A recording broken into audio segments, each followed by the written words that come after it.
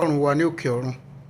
Mo kí gbogbo ẹ̀yin ọmọ ọlọ́run tẹ́ ń gbọ́ mi ní wákàtí pé kí àlàáfíà ọlọ́run kó máa bá gbogbo yín gbé.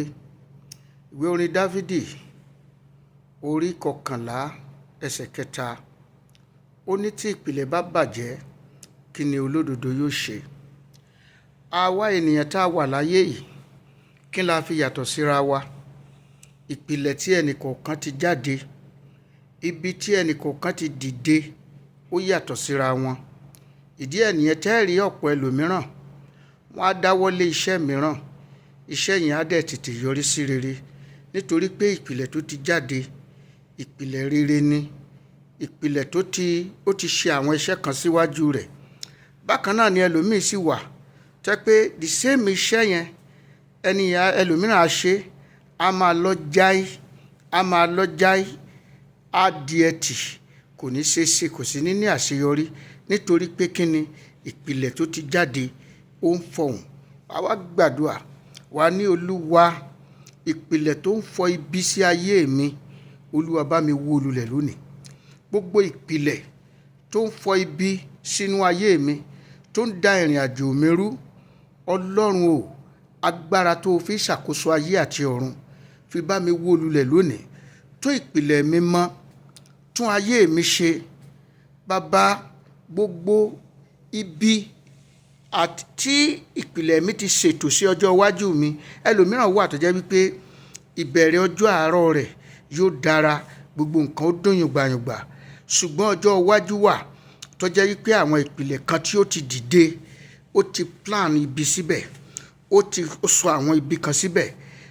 Ọ̀pọ̀ ẹlòmíràn tó bá wo ìdílé tó ti jáde wá, tí o bá wo àwọn nǹkan tó sábà máa ń ṣẹlẹ̀ sí àwọn kan ní àkókò kan, ní ìgbà kan, wàá rí wípé nǹkan yẹn ó sábà máa ń ṣẹlẹ̀ lóòrèkóòrè nítorí wípé ìpìlẹ̀ tí ìdílé yẹn ti dìde ó ti gbé ibi kan síbẹ̀. Bí àpẹẹrẹ, arákùnrin kan mo bá pàdé níbi tí a ti lọ kọrin ní ọjọ́ kan ní sáìdì Máfolúkù lọ́hùn lẹ́kọ̀ọ́. Ó wá jẹ́rìí wípé òun dúpẹ́ lọ́wọ́ Ọlọ́run, òun ti lé ní ọmọ 40 ọdún. Ó ní tó ṣẹlẹ̀ sí òun ni wípé òun ṣàkíyèsí pé àwọn tán jẹ́ ọkùnrin nínú ìdílé àwọn tí wọ́n bá ti ń fẹ́ pé ọmọ 40 ọdún, ó ní àìsàn kan ó bẹ̀rẹ̀ sí ní ṣe wọ́n. Tí àìsàn yẹn bá ti ń ṣe wọ́n, wọn kì í rù là pé wọ́n á kú. Ó ní ìtò wá bá òun lẹ́rù ni pé òun ti wà born again o.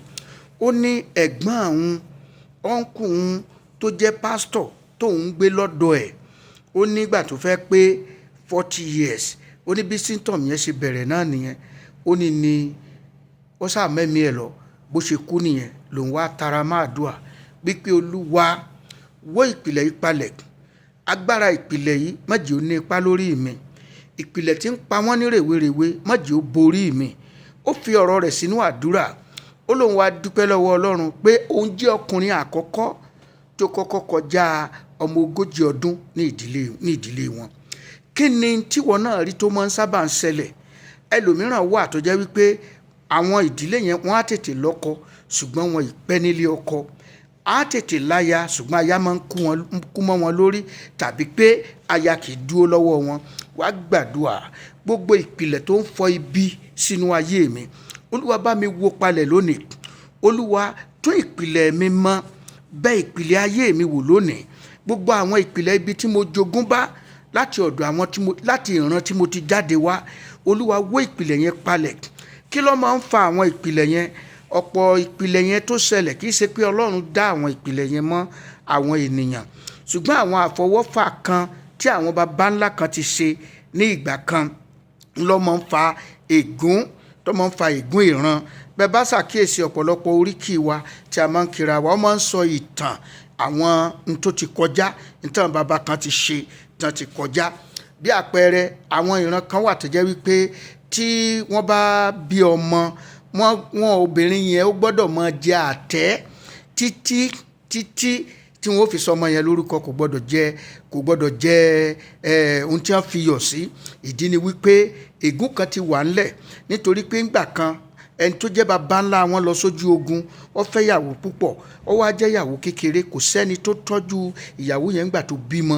òru ìdájí lọ́jọ́ tó jẹ́ kí ọmọ sọmọ yẹn lórúkọ ni bàbá yẹn dé lórí pé wọn ò tọ́jú arábìnrin yẹn, wọn ò fún gbogbo oúnjẹ tó ń jẹ láti ìgbà yẹn àtẹni. Ìgbà yẹn ni bàbá yẹn wá sáré dé láàárọ̀ bàbá yẹn dé láàárọ̀ ó sáré ṣe ìlàsà, ó sáré ṣe ọbẹ̀ ìlàsà kíákíákíá. ìyẹn náà ló fi ṣe tí obìnrin yẹn fi jẹ, tó fi mu, tó fi kúrò nínú ìbímọ, tí ó fi kúrò nínú ìbímọ yẹn.